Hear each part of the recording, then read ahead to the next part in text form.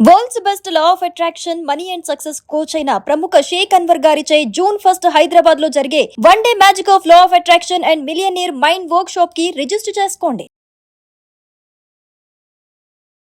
నమస్కారం ఉమా గారు. నమస్తే అమ్మా. ఉత్తర నక్షత్రం వారికి ఎస్పెషల్లీ ఉమెన్లో జూన్ నుంచి డిసెంబర్ వరకు మంత్ వైజ్గా కనుక మనం మాట్లాడుకుంటే ఆరోగ్యపరంగా వారు ఎలాంటి ఇష్యూస్ ఫేస్ చేయబోతున్నారు, దానికి ఎవరైనా కూడా రెమెడీ చేయించుకోవాలి అంటే ఎలా ఉంటుంది? మేజర్గా ఉత్తరా నక్షత్రం అనేటువంటిది 1వ పాదం సింహరాశిలో సంచారం చేస్తుంటే 2, 3, 4 పాదములు కన్యా రాశిలో సంచారం జరుగుతూ ఉంటాయి. సింహరాశిలో 26.40 డిగ్రీల దగ్గర నుంచి కన్యా రాశిలో 10 డిగ్రీల వరకు సంచారం చేసేటువంటి నక్షత్రమే ఉత్తరా నక్షత్రము. ఈ ఉత్తరా నక్షత్రానికి అధిపతి రవి అయితే సింహరాశిలో సంచారం చేసేంత వరకు మళ్ళా రవి రాశాధిపతి అవుతారు. ఇక్కడ కన్యలో ఉన్నంత వరకు బుధుడు అవుతారు. జనరల్గానే ఉత్తరా నక్షత్రం వాళ్ళు వెరీ టాలెంటెడ్ అని చెప్పచ్చు అన్ని విషయాల్లోనూ. మనం చాలా సందర్భాల్లో మాట్లాడుకున్నాం ఈ విషయము. చాలా రాయల్గా ఉంటారు అది అని.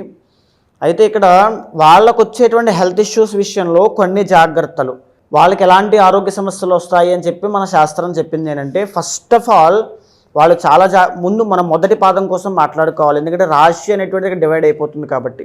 ఫస్ట్ ఆఫ్ ఆల్ ఉత్తరా నక్షత్రం 1వ పాదం వరకు జాగ్రత్తగా ఉండాల్సింది ఏంటి అంటే అర్థరైటిస్ అండి. ఆ విషయంలో చాలా జాగ్రత్తగా ఉండాలి. అంటే వాతము, కీళ్ల వాతము ఆర్ మోకాళ్ళ నొప్పుల విషయంలో చిన్న వయసు పెద్ద వయసు అని తేడా లేదు, ఖచ్చితంగా ఇది ఎఫెక్ట్ అయ్యే అవకాశము ఖచ్చితంగా కనబడుతుంది. సో చాలా జాగ్రత్తగా ఉండాలి. రెండవది ఏంటంటే సైకలాజికల్గా చాలా జాగ్రత్తగా ఉండాలి. 12th చంద్రుడు కాబట్టి డబ్బు నిలబడట్లేదనో, ఎవరైనా మోసం చేశారనో, లేకపోతే దేంట్లోనైనా ఒక సెల్ఫ్ ఎస్టీమ్ కోల్పోవడము, సెల్ఫ్ కాన్ఫిడెన్స్ లేక చాలా ఇబ్బందులు పడడం లాంటివి సైకలాజికల్ డౌన్ అనేటువంటిది వీళ్ళు ఖచ్చితంగా చూస్తారు. ఖచ్చితంగా ఇంకోటి చెప్తున్నారంటే very short period of time మళ్ళీ మీరు బౌన్స్ బ్యాక్ అవుతారు. అంతటి స్ట్రాంగ్ మైండ్ సెట్ మళ్ళీ వీళ్ళది. కానీ వీళ్ళకి పరిస్థితులన్నీ అలా వస్తూ ఉంటాయి బాణాల్లాగా. అండ్ మూడవది ఏంటి అంటే అన్నిటికంటే ముఖ్యమైనది వెన్నుపూస అండ్ డయాబెటీస్. ఇది ఎందుకు అంటే శని ఎఫెక్ట్ అవుతున్నారు కాబట్టి ఖచ్చితంగా ఇది కనబడుతుంది. ఇది 35 దాటిన తరువాత వచ్చేటువంటి అవకాశాలు ఎక్కువగా ఉంటాయి ఖచ్చితంగా. ఈ 3 విషయాల్లోనూ ఉత్తరా నక్షత్రం 1వ పాదం వాళ్ళు జాగ్రత్తగా ఉండాలి. అండ్ ఎస్పెషల్లీ ఈ టైంలో, ఎందుకు ఈ టైంలో అంటే అష్టమ శని స్టార్ట్ అయింది వీళ్ళకి. 8వ స్థానంలో శని భగవానుడు ఉన్నారు కాబట్టి స్లోగా ఆరోగ్యం క్షీణించడము, సైకలాజికల్గా బలం అనేటువంటిది తగ్గడము, ఫైనాన్షియల్గా వీక్ అవ్వడము, సోషలిస్టిక్గా కాస్త వీక్ అవ్వడము, పర్సనల్ లైఫ్లో కొంచెం ప్రాబ్లమ్స్ అనేవి రావడము, ఇవన్నీ కూడా అంటే ఆల్ ఆస్పెక్ట్స్లోనూ కొంచెం వెలితి అనేటువంటిది కనబడుతూ వీళ్ళని టెస్ట్ చేయడానికి, పరీక్ష చేయడానికి ఇబ్బంది పెడుతూ ఉంటుంది. కానీ ఉత్తరా నక్షత్రం 1వ పాదం వాళ్ళు వెరీ స్ట్రాంగ్ మైండ్ సెట్ అండి. ఖచ్చితంగా నిలదొక్కుని వాటిని ఈజీగా దాటేస్తారు. కానీ కొంతమంది కొంచెం ఎఫెక్ట్ అవుతారు బాగా. అయితే ఇక 2, 3, 4 పాదంలోకి మనం వెళ్తే కనుక వీళ్ళకి మేజర్గా వచ్చేటువంటి ఆరోగ్య సమస్యలు ఏమిటి అంటే బోన్స్ అండి. బోన్స్కి సంబంధించిన విషయంలో చాలా జాగ్రత్తగా ఉండాలి. యూరినరీ ట్రాక్ ఇన్ఫెక్షన్స్ విషయంలో చాలా జాగ్రత్తగా ఉండాలి. స్కిన్ ప్రాబ్లం విషయంలో చాలా జాగ్రత్తగా ఉండాలి. బీపీ, హై బ్లడ్ ప్రెషర్ విషయంలో, రక్తదోషం సంబంధించిన విషయాల్లో చాలా జాగ్రత్తగా ఉండాలి. థ్రోట్ విషయంలో చాలా జాగ్రత్తగా ఉండాలి. ఎవరు 2, 3, 4 పాదం వాళ్ళకి ఈ ఇబ్బందులు అనేటువంటివి వచ్చే అవకాశం ఉంటుంది. వీటితో పాటుగా ఇన్డెప్త్గా మనం మాట్లాడుకుంటే ఇంకా ఏమైనా వస్తాయి అని అంటే, సో ఆల్మోస్ట్ మనం అన్ని కవర్ చేసాము. 8th డెంటల్ ప్రాబ్లమ్స్ కూడా వచ్చాయి. 8th లార్డ్ కుజుడు అవుతారు కాబట్టి స్కిన్, బ్లడ్, డెంటల్ ఈ 3 విషయాల్లోనూ కుజుడు ఇబ్బంది పెడతారు కాబట్టి ఈ 3 విషయాల్లో కూడా జాగ్రత్తగా ఉండాలి. అసలు వీళ్ళకి ఎలాంటివి ఉంటాయి అంటే జనరల్గానే ఆస్ట్రాలజీ పరంగా మనము ఈ ఉన్నటువంటి ఆరోగ్య సమస్యల్ని 5గా విభజించి చూసినట్లయితే మొట్టమొదటిది దోషజ రోగములు అంటే వాత, పిత్త, కఫ అని 3 ఉంటాయి.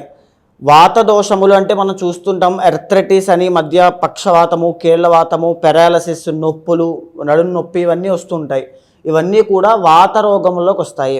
ఇక రెండవది పిత్త దోషము అంటే డైజెస్టివ్ ప్రాబ్లమ్స్ కావచ్చు, లేకపోతే రెస్పిరేటరీ ప్రాబ్లమ్స్ కావచ్చు, ఎసిడిటీ కావచ్చు, ఇవన్నీ కూడా ఈ పిత్త దోషంలోకి వస్తాయి.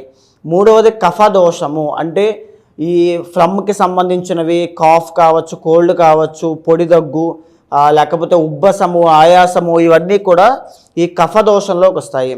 ఈ యొక్క వాత దోషం తర్వాత వచ్చేటువంటిది ధాతుజ దోషము. ఇది చాలా ఇంపార్టెంట్ అండి. అంటే చాలామంది యొక్క విమెన్లో కావచ్చు ఎవరిలోనైనా సరే హార్మోనల్ ఇంబ్యాలెన్సెస్ అనేటువంటివి కనబడతాయి. ధాతుజ రోగము, హార్మోనల్ ఇంబ్యాలెన్సెస్ కానీ టిష్యూస్ వల్ల వచ్చేటువంటి ప్రాబ్లమ్స్ కానీ ఎదురవుతూ ఉంటాయి. ఉదాహరణకి ఇన్సులిన్ ఉందనుకోండి, ఇన్సులిన్ హార్మోన్ కనుక ఇంబ్యాలెన్స్ అయితే డయాబెటీస్ వస్తుంది. థైరాయిడ్ హార్మోన్ ఇంబ్యాలెన్స్ అయితే సంతానానికి చాలా ఇబ్బంది అవుతుంది. అదేవిధంగా ఈస్ట్రోజన్ హార్మోన్ ఇంబ్యాలెన్స్ అయితే ఆడవాళ్ళకి కొన్ని పర్సనల్ ప్రాబ్లమ్స్ అనేటువంటివి ఎక్కువగా వస్తుంటాయి.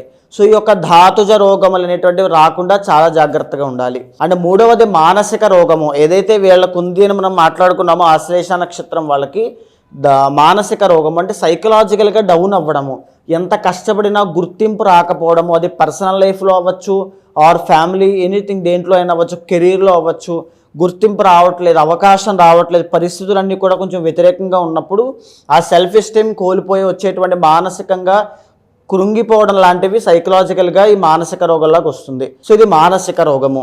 ఇక నాలుగవది ఆగంతుజ రోగము. అంటే ఈ ఆగంతుజ రోగము అని అంటే వాళ్ళు ఫిజికల్గా మెంటల్గా ఫిట్గా ఉన్నా సరే కొన్ని బయట నుంచి వచ్చేటువంటి ఎక్స్టర్నల్ బ్యాక్టీరియా కావచ్చు, వైరస్ కావచ్చు, వైరల్ ఇన్ఫెక్షన్స్, వైరల్ ఫీవర్స్ ఏదైనా దానివల్ల అటాక్ అయ్యేటువంటి ఆరోగ్య సమస్యలుగా వీటిని మనం చెప్పుకోవచ్చు ఈజీగా. వైట్ బ్లడ్ సెల్స్ తక్కువగా ఉన్నాయి, సో ఇలా మనం మాట్లాడుకుంటూ ఉంటాం. అయితే ఇంకా ఐదవది కర్మజ రోగము. అంటే కొంతమందికి పుట్టడంతోనే కొన్ని ఆరోగ్య సమస్యలు వస్తాయి, కాన్జెనిటల్గా వస్తూ ఉంటాయి. For suppose CHD heart troubles అవ్వచ్చు, ఏదైనా అవ్వచ్చు, కాన్జెనిటల్గా వచ్చేటువంటివి. ఈ వంశపారంపర్యంగా వచ్చేటువంటివి లేదా పుట్టుకతో వచ్చేటువంటి వాటినే కర్మజ రోగములు అంటారు. ఉమా గారు, మరి మీరు అన్నట్టుగానే ఈ 5 రకాల్లో ఉత్తర నక్షత్రం వారికి ఏది ఎక్కువగా ఎఫెక్ట్ అయ్యే ఛాన్స్ ఉందంటారు? తప్పకుండా అమ్మ. ఇప్పుడున్నటువంటి ఒక 5 రకాల్లో మేజర్గానే ఉత్తరా నక్షత్రం 1వ పాదం వాళ్ళకైతే దోషజ రోగం అనేటువంటిది ఎఫెక్ట్ అవుతుంది, దోషజ రోగము. అదే 2, 3, 4 పాదం వాళ్ళకైతే దోషజ రోగంతో పాటుగా ఆగంతుజ రోగము అని మనం మాట్లాడుకున్నామండి. అంటే బయట నుంచి వచ్చేటువంటి వైరల్ ఫీవర్స్ కానీ లేదనుకుంటే వైరస్ కానీ, కరోనా వైరస్ ఎగ్జాంపుల్ అదే చెప్పుకోవచ్చు, అలాంటివి కానీ ఏదైనా వచ్చే అవకాశాలు, దానివల్ల ఎఫెక్ట్ అవ్వడము, వేరే ప్లేస్కి వెళ్ళినప్పుడు అక్కడ ఉన్నటువంటి బ్యాక్టీరియా వాటర్ పడక లేకపోతే ఎనీథింగ్ సంథింగ్ ఇక్కడ మార్పులు అనేటువంటివి ఆగంతుజ రోగాల్లోకి ఉత్తర 2, 3, 4 పాదం వాళ్ళకి వస్తుంది. ఎక్కువగా హెడేక్స్ రావడం, కాళ్ళు ఉబ్బిపోవడం, ఇలాంటివన్నీ కూడా దీనివల్ల కలుగుతాయి ఆగంతుజ రోగాల్లోకి. సో మేజర్గా వీళ్ళు ఎస్పెషల్లీ 1వ పాదం వాళ్ళైతే ఈ ఇయర్ అంతా కూడా చాలా జాగ్రత్తగా ఉండాలండి. 2, 3, 4 పాదం వాళ్ళకి పర్వాలేదు, కన్యా రాశి కాబట్టి అంత ఇబ్బంది ఏం లేదు. మీరు అడిగినట్టుగా జూన్ నుంచి డిసెంబర్ దాకా అయితే 1వ పాదం వాళ్ళు చాలా జాగ్రత్తగా ఉండాలి. అష్టమ శని కాబట్టి కొంచెం ఇబ్బందిగానే ఉంటుంది. ఉత్తరా నక్షత్రం 1వ పాదం వాళ్ళు మీరు హెల్త్ పరంగా కానీ సైకలాజికల్గా కానీ ఇబ్బంది పడుతూ ఉన్నారంటే ఖచ్చితంగా మీరు తీసుకోవాల్సిన జాగ్రత్త ఏమిటి అంటే హనుమాన్ చాలీసా పారాయణ ప్రతిరోజు చేయండి. ఆదిత్య హృదయము, సూర్యోదయం అవుతున్నటువంటి సమయంలో ఆదిత్య హృదయం చదువుతూ సూర్యుడికి అభిముఖంగా కూర్చుని సూర్యకిరణాలు మీ శరీరం మీద పడేట్టుగా కూర్చుని చదివితే ఉన్నటువంటి క్లేశములన్నీ తొలగిపోతాయి. మనోక్లేశములు అంటే మీ సైకలాజికల్గా ఉండేటువంటి స్ట్రెస్ కానీ అంతా తీరిపోతుంది. ఖచ్చితంగా ఒక 3 days చేసి చూడండి, మీకు ఆ రిజల్ట్ కనబడుతుంది. ఆదిత్య హృదయం, హనుమాన్ చాలీసా ప్రతిరోజు తప్పకుండా చేయండి. ఇక కన్యా రాశి వాళ్ళకి 2, 3, 4 పాదం ఉత్తరా నక్షత్రం వాళ్ళకి ఏంటంటే ప్రస్తుతానికి అంత పెద్ద రెమెడీస్ ఏమీ అవసరం లేదు. డైలీ ఇంట్లో స్ఫటికలింగం పెట్టుకుని ప్రతినిత్యము పాలుతో కానీ వాటర్తో కానీ అభిషేకం చేయండి. ఓం నమః శివాయ అనేటువంటి పంచాక్షరి చదువుతూ అభిషేకం చేయండి. ఉన్నటువంటి ఈ హెల్త్ పాయింట్ ఆఫ్ వ్యూలోనే కాదు, ఏమున్నా అన్నీ తొలగిపోతాయి. అంటే ఎలా ఉమా గారు, ఎవరికైనా కూడా మీరు అన్నట్టుగానే ఇప్పుడు జూన్ నుంచి డిసెంబర్ వరకు మీరు చెప్పినట్టుగానే హెల్త్ రిలేటెడ్గా ఎలాంటి ఇష్యూస్ ఫేస్ చేస్తున్న వాళ్ళు ఎవరైనా కూడా అంటే డాక్టర్ దగ్గరికి వెళ్ళినప్పటికీ ఆస్ట్రాలజీ పరంగా మేము రెమెడీ చేయించుకోవాలి అంటే ఎలా మిమ్మల్ని అప్రోచ్ అయ్యే ఛాన్స్ ఉందంటారు? తప్పకుండా అండి. అలాంటి వాళ్ళు ఎవరైనా ఉంటే మీకు కింద కనిపించే నెంబర్కి కాల్ చేస్తే మా వాళ్ళు మీకు పూర్తి వివరాలు అందిస్తారు. మీ పర్సనల్ చార్ట్ చూసిన తర్వాత మీ ఆరోగ్య సమస్య దేని ద్వారా వస్తుంది, అసలు దానికి కారణం ఒక కర్మ ఉంటుంది, అది ఏమిటి అనేటువంటి తెలుసుకుని ఒక మంత్రోపదేశము లేదా మంత్రోపాసన మీతో చేయించడమో, స్తోత్రపారాయణ శ్లోకపారాయణలు మీతో చేయించడమో, ఆ నెగిటివ్ ఆరా అనేటువంటిది పోయేట్టుగా చేయడమో, లేదా శాంతి పూజలు అవసరమైతే యాగము, కొంతమందికి యాగం అనేటువంటిది చేయించడమో చేసిన తర్వాత ఒక మంత్రోపదేశం ఇచ్చి మీకు మంచి రిజల్ట్స్ వచ్చేలా చేస్తాను. థ్యాంక్ యూ అండి, థ్యాంక్ యూ సో మచ్. నమస్తే.